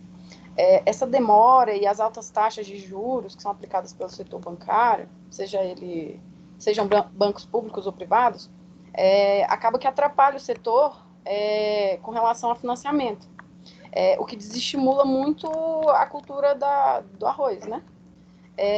Para você ter uma ideia, no início desse ano, a FERSUL, que é a Federação da Agricultura do Estado do Rio Grande do Sul, divulgou um estudo sobre a descapitalização dos produtores de arroz. Eles demonstram que houve um recuo muito grande do crédito rural para o setor, que em 2010 era de 50% dos produtores, e em 2019 só esteve ao alcance de 20%. Vem caindo ao longo dos anos. E nesse período, o percentual de agricultores que mantinha essas lavouras com os recursos próprios acabou despencando de 35% para apenas 10%. Sem financiamento público ou dinheiro deles mesmos para poder custear a produção, grande parte dos agricultores acaba buscando recursos junto à indústria, que, conforme o próprio relatório lá da Farsul, né, atende hoje cerca de 50% de produtores na região gaúcha lá, né? A prática acaba gerando dependência que o setor não queria ter com relação à indústria, que eles dizem que é muito ruim ter que financiar a produção com o próprio cliente, né? Mas, por outro lado, eles entendem também que essa atividade do arroz, a produção do arroz, os produtores, que a indústria vem segurando bastante a lavoura, que se não fossem eles também, talvez eles não estivessem nem produzindo mais.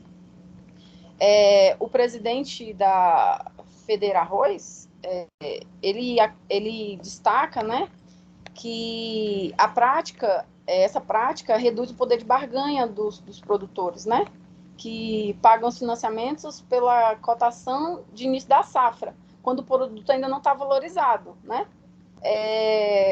Porque o arroz ele não tem preço pré-fixado, né? Deixa eu ver. O governo federal, eles tentaram fazer um acordo com o governo federal, né, em julho de 2019, no ano passado, para criar um pacote de ajuda, né? Mas ainda sem sucesso, ainda não teve sucesso nisso.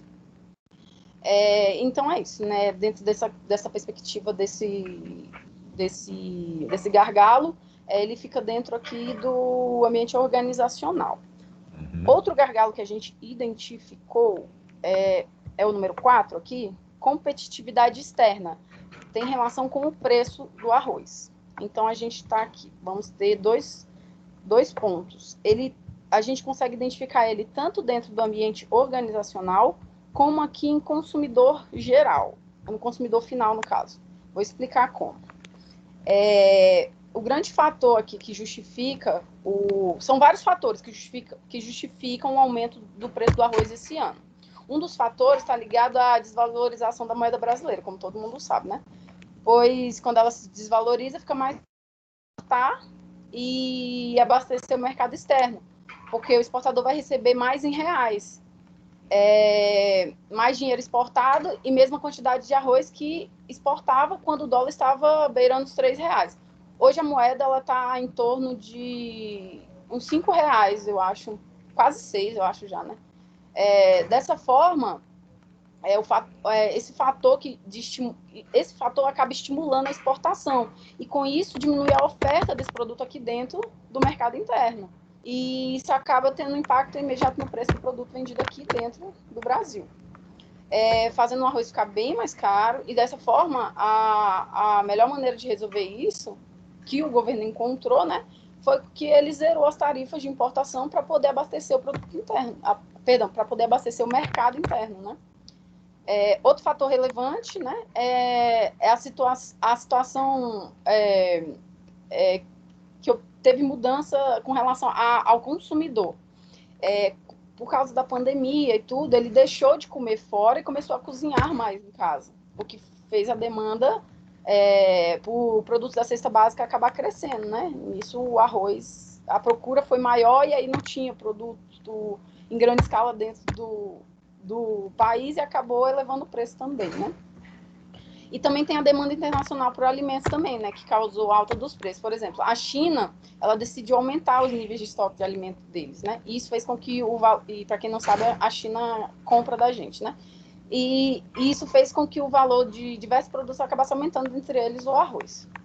E além disso, teve o aumento de renda do brasileiro com a questão do auxílio emergencial, que ajudou a população a ter mais acesso a alimentos, porque antes as pessoas não tinham, às vezes não tinham tanta condição de comprar mais, e agora, com o auxílio emergencial, acabaram tendo, né?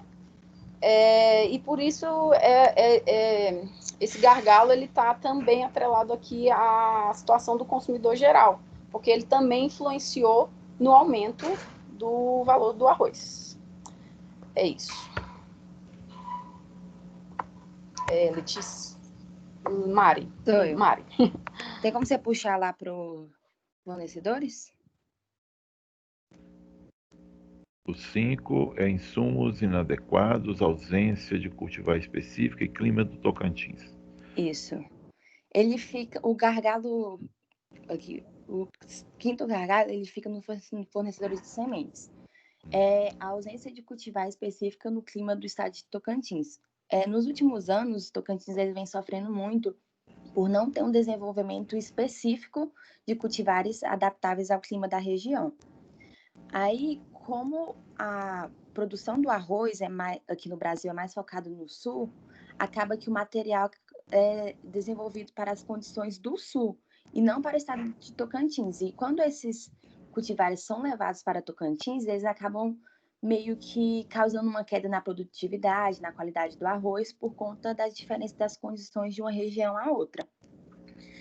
Porém, com a alta demanda desses produtores por essa tecnologia específica, a Embrapa e outros institutos, eles começaram a desenvolver pesquisas para produzirem esses cultivares adaptáveis próprios para a região.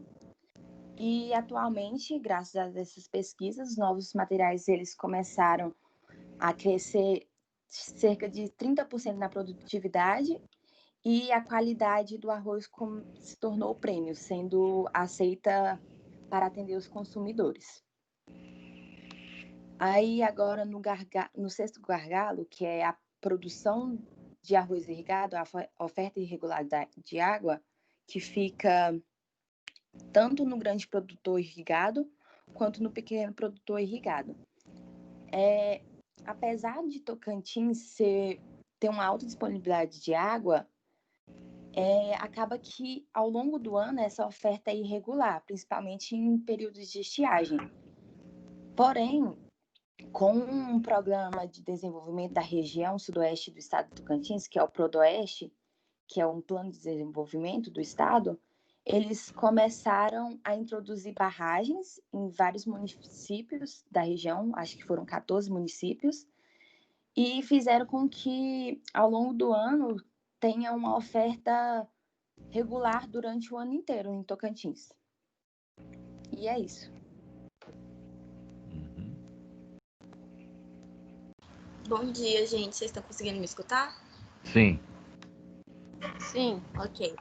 Então, eu vou falar sobre os gargalos 7 e 8 aí, que já estão na logística e a distribuição do arroz, que é em relação às vias e os veículos. E também já vou falar sobre as pragas e as doenças do arroz. Aí pode colocar no modelo. Então, sobre a logística, a gente colocou esses caminhõezinhos aí para demonstrar, deixar bem didático, aonde que acontecem esses problemas.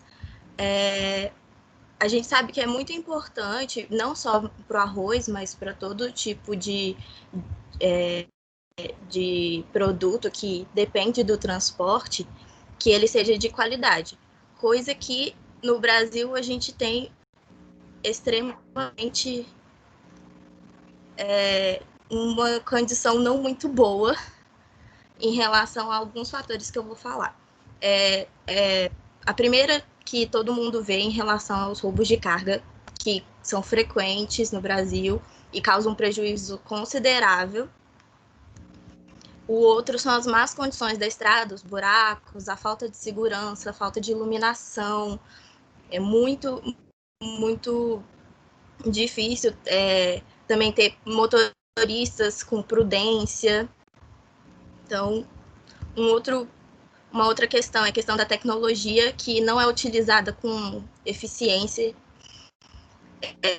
é ineficaz em relação a esses transportes, porque, por exemplo, esse roubo de carga, essa tecnologia que podia ser feita com drones para visualização da estrada ainda não é muito viável, não é explorada.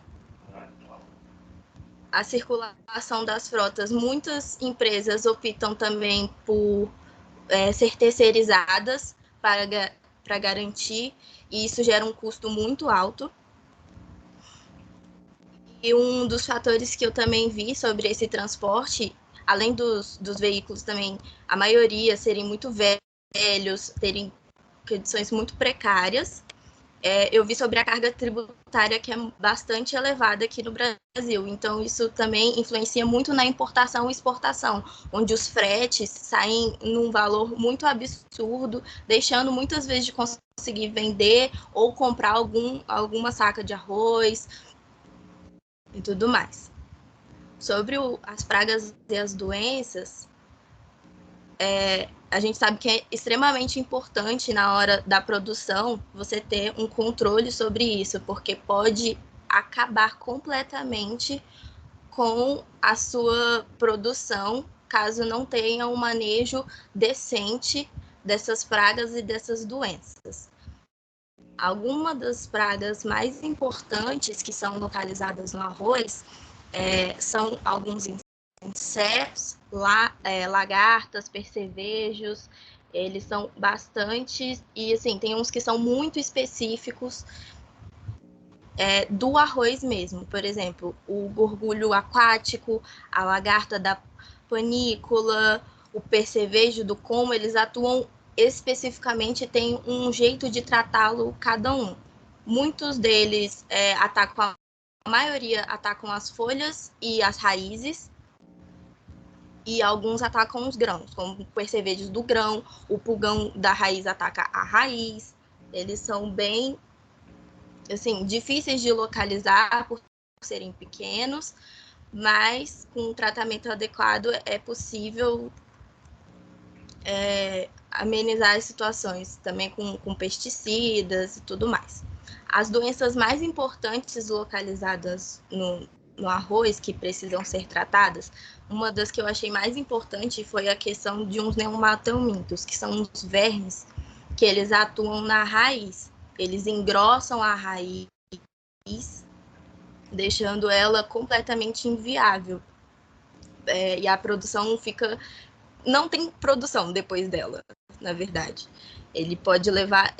Tem alguns controles que são feitos no processo, porque ela murcha, ela deixa a produção horrível.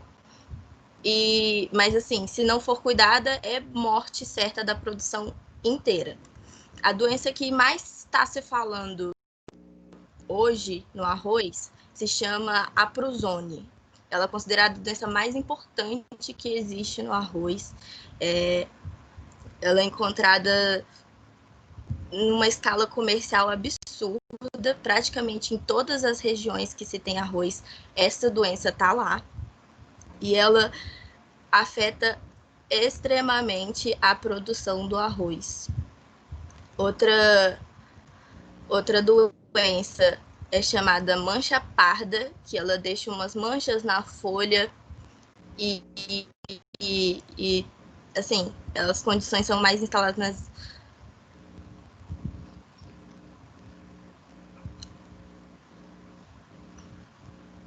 Opa, falhou aí, Letícia. Oi, agora estão me ouvindo? Agora sim, você falou da mancha parda, que afeta as folhas. Isso, ela deixa as folhas... Os nomes são bem autodidatas, porque eu trouxe o nome popular, né? Porque os nomes científicos são um pouquinho complicados. Mas essa da mancha parda tem uma característica dela que ela também, a brusone, que eu falei antes, ela também deixa algumas manchas. Só que, por ela ser muito importante, essa brusone, deixaram de olhar muito para essa mancha parda, começam a confundir ela. Quando se tem mancha parda, às vezes acho que é brusone, então se trata de um jeito, então tem que tomar muito cuidado, porque ocorre na infecção dos grãos, essa doença, a mancha parda. E tem a mancha das bainhas também, que foi o que eu vi. Ela ocorre nas bainhas e nos colmos, né, do arroz, sendo inicialmente observado na lâmina d'água. Então, assim, ela é extremamente dessa região mais irrigada do arroz irrigado. E tem que tomar muito cuidado. Eu não vou me estender tanto no assunto, que é muito detalhe sobre as doenças e as pragas. Mas, em resumo, é isso. São essas 4 doenças mais específicas que tem no arroz, muito importantes. E essas pragas que são do arroz mesmo. Você encontra eles, assim, essas lagartas. E tem umas que atuam tanto na fase adulta, quanto na fase larval, tanto na folha quanto na raiz. Depende em que estágio de ciclo de vida ela se encontra. É isso. Ok? Muito bom. Olha, eu quase que poderia dizer que vocês já apresentaram o trabalho final. Tá? Muito bom. Eu acho que é isso aí. Serve de exemplo para os demais grupos. Tá? Tranquilo, é isso aí. É isso que eu quero que vocês façam. Porém, eu tenho algumas observaçõezinhas pequenas aqui a fazer, como sugestão aqui para vocês. Primeiro é o seguinte, o item 4, que é o da competitividade interna lá do arroz, né, que está ligado ao preço do câmbio, essa situação que a gente está vivendo hoje, eu acho que isso também, talvez, a Daniela até que apresentou, parece, isso está mais ligado ao ambiente institucional do que ambiente organizacional. Porque a gente sabe que, como você mesmo disse, o governo trabalhou na taxa de importação e de exportação para poder corrigir isso. Então, assim, eu acho que isso está mais ligado a normas governamentais, legislações, do que propriamente o ambiente organizacional. Então, eu tiraria aquele 4 que está embaixo, jogaria ele lá para cima, no ambiente institucional. Tá ok? Eu acho que está mais adequado lá. De igual forma, o 5, que está ligado a essa questão das cultivares de Tocantins e tal, que acho que foi Mariana que apresentou, se não me engano, eu acho que ela está no ambiente organizacional também. Além de lá do fornecedor de sementes, joga ela no ambiente organizacional, porque pesquisa está embaixo, e isso está diretamente ligado às pesquisas de cultivares que são mais adaptados às condições de Tocantins. Tá? Então, essas são 2 observações com relação aos gargalos. Eu queria sugerir também ao grupo que fizesse uma coisa igual os outros grupos fizeram, estão fazendo, que é a questão da importação e exportação. Então, joga uma caixinha lá fora no modelo, mostrando a importação e a exportação, de onde que vem para onde que vai. tá? Eu não sei se aqui Aí, no modelo professor. ficou. Onde é que está? Eu não tô... Em Ah, tá aí, cima. perfeito. Tá certo. Desculpa, perdão. É porque no ver o modelo e ver aqui, eu esqueci que estava lá em cima. Não, então tá perfeito, sem comentários. Mas aí, então, o número, qual que é o 4? O 4, eu acho que vocês podem colocar lá também, né, lá de fora, nos importadores e Isso exportadores. fiquei na dúvida quando eu estava pesquisando. Eu não sabia se eu podia colocar esse Pode, porque quadro está lá, afetando porque a direto a gente eles, estava né? falando do Brasil. Aí eu não sabia se eu podia também citar esse. Tudo bem que tem a ver, né? Não, Porque a questão que eles estão. Entendi. Tá bom, eu vou colocar. igual o consumidor também é afetado, eles também são afetados, embora o problema principal é no ambiente institucional, né? E então acho que coloca assim que acho que enriquece o trabalho de vocês. E uma última coisa é o seguinte: veja bem que vocês estão trabalhando com duas regiões e vocês colocaram nos gargalos, na explicação de vocês, foi muito claro o que é do Rio Grande do Sul, o que é de Tocantins e o que é dos dois. Então, como sugestão, eu sugeri o seguinte: lá embaixo, daí que vocês colocaram gargalos do complexo e colocaram de 1 a 8, coloca na frente, lá no final, um parênteses só com a sigla RS, se for Rio Grande do Sul, TO, se for Tocantins, e RS e TO, se for os dois, tá? E aí, naquele caso, o único caso ali que vocês chamaram a atenção, os 5 que vocês colocaram lá do clima do Tocantins, esse, no caso, nem precisaria colocaria ali insumos inadequados, parará, específica do clima, entre parênteses, TO, porque seria só do Tocantins. E aí vocês vão estar fazendo um modelo só, mas ao mesmo tempo vai estar mostrando o que é do Tocantins e o que é do Rio Grande do Sul e o que é dos dois, tá? Eu queria usar o exemplo de vocês para melhor explicar o que os outros colegas, os outros grupos vão ter que fazer. E aqui eu corrijo até se eu não expliquei direito, porque eu estava pensando aqui no que vocês explicaram, eu acho o que vocês fizeram é correto, ou seja, vocês colocaram o númerozinho do gargalo referente à origem do problema. Então, eu acho que em algum momento aqui eu posso ter dado a impressão de que vocês colocariam, por exemplo, o 1 em todos os lugares onde é que afeta.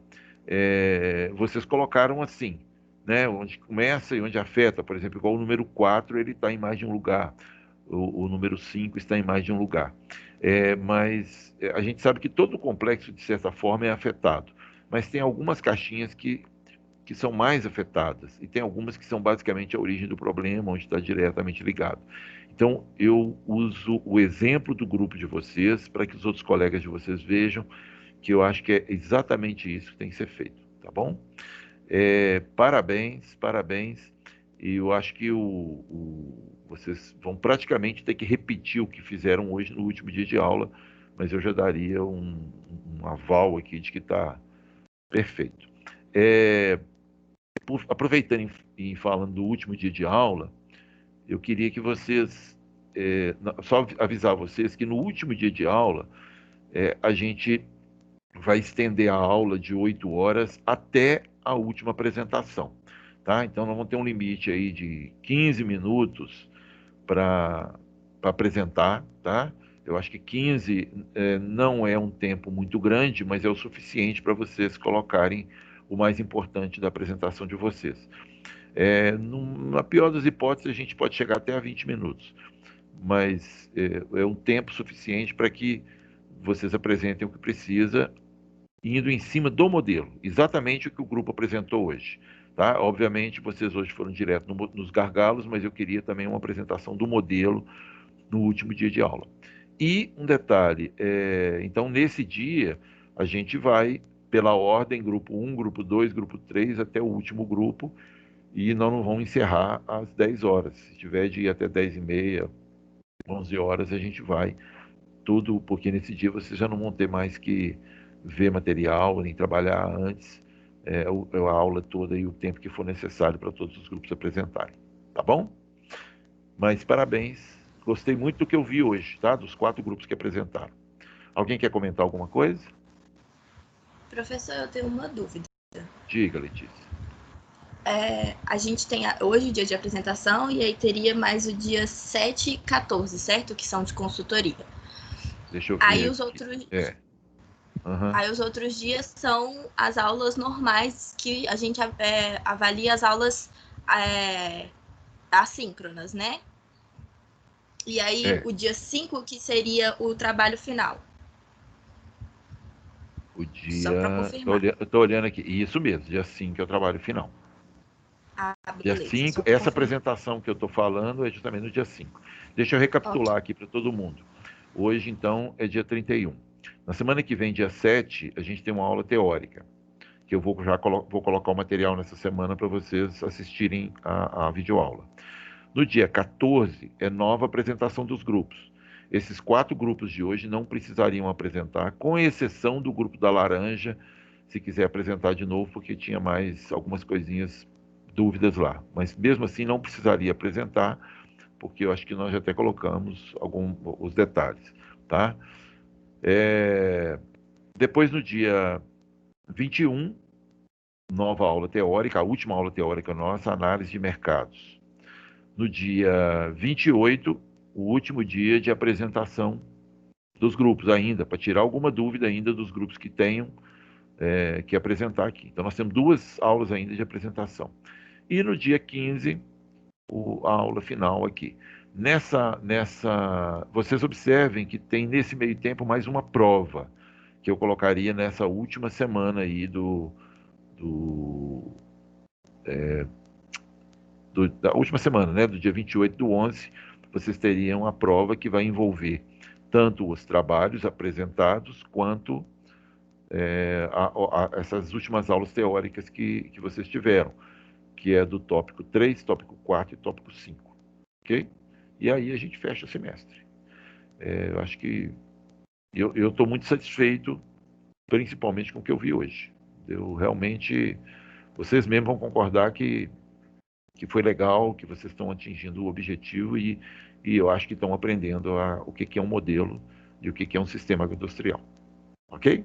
Tá claro, Letícia? Sim, e o trabalho escrito é para entregar quando? No último dia, no dia da apresentação. Também? Vocês me mandem também, que ela vai entrar na composição da nota, mas aí eu não vou nem precisar vocês não precisam apresentar trabalho escrito nem nada, é só me entregar, me mandar eu vou colocar lá ainda o pedido lá pelo Moodle. Quem tiver problema pode me mandar por e-mail. Aí não precisa me mandar todo mundo, basta me mandar, alguém do grupo me manda uma versão, porque a nota é do grupo, tá? Não é uma nota individual. E aí vocês me mandem e eu vou avaliar e depois vai fazer parte da nota final. Um detalhe, foi bom você falar isso. O trabalho escrito, é importante que vocês coloquem ele. Eu sei que vocês não aprenderam isso ainda, mas não impede que vocês possam buscar fazer uma coisa certinha. Dentro das normas da ABNT, as referências que vocês usarem, tá? No mínimo, eu quero ver as referências lá, citadas no texto e referenciadas no final. Vejam como é que é um outro artigo científico, como é que é, e procurem fazer certinho. E quem já fez metodologia tem mais facilidade, e procurem fazer então. No mínimo, eu quero ver as referências, tá? Mesmo que tiverem com algum erro, mas eu quero ver as citações e referências. Diga, Letícia. Mais uma perguntinha, desculpa. Não. A gente está aqui vendo. O senhor quer o arquivo em Word ou PDF? Ou tanto faz? Olha, como a gente está mandando essas coisas pela internet, e eu gosto de colocar alguma observação escrita, então me mandem por Word. Eu sei que com PDF dá mais segurança, né? Tanto para mim quanto para vocês. Mas se vocês me mandarem o Word, ou se me mandarem nas 2 versões, se quiser me manda os 2, porque aí no Word eu coloco alguma observação. Se eu tiver de dar algum retorno para vocês, fica mais fácil no Word, porque ali eu coloco algum comentário, alguma observação, tá? Se não tiver, tá mandado. Então, vamos combinar assim, me manda dos 2 jeitos, porque aí vocês estão mandando com segurança em PDF e me mandem um Word para mim colocar alguma observação se eu tiver de colocar na hora da correção. Tá bom assim? Que aí fica mais fácil. Beleza. Então, tá. Obrigada. Algo mais, gente? Então tá. O grupo da UVA, acompanhem lá o meu retorno lá no Teams, se a gente vai encontrar na terça-feira à noite ou não. Eu estou aguardando um retorno lá, inclusive da direção da Sober, se eles vão querer fazer uma reunião que a princípio seria na noite de terça-feira, nem me falaram o horário certo. Se eu tiver de encontrar com eles, eu já vou saber disso já na manhã de terça. E aí eu aviso para vocês que não vai ter jeito, e aí a gente vê outro horário. Se eu não tiver de encontrar da mesma forma, eu aviso e a gente conversa na terça à noite ou não, tá bom? Mas essa semana aí vai dar tempo da gente conversar com certeza, tá? Gente, então, não tendo mais nada a dizer, deixa eu ver, tem um recadinho aqui. Não, a Beatriz colocou, tá bom. Beleza, Beatriz. Beatriz, eu vi aqui, na hora que eu estava fazendo a chamada, você não estava, aí alguém até falou que você está com problema na internet, mas faça isso. Vai e volta, porque se você não voltar, e eu estou dando um recado a você, mas vale para todo mundo. Se você não voltar, eu entendo que você não assistiu a aula e, consequentemente, você teria que me justificar, apresentar a justificativa, tanto você quanto qualquer um outro.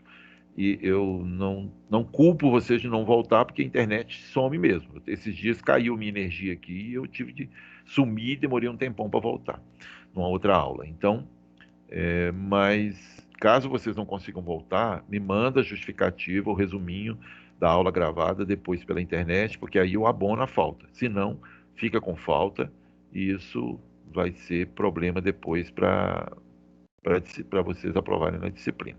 Tá ok? Eu vi aqui que você falou que caiu 2 vezes. Acontece mesmo. Gente, então tchau para vocês. Ananda, fica no finalzinho aí, que eu quero conversar com você. E os demais, bom fim de semana, bom feriado para vocês. Tá bom? Obrigadão. Tchau, professor. Obrigado. Tchau, obrigado. Tchau, professor. Bom final de semana. Tchau para você.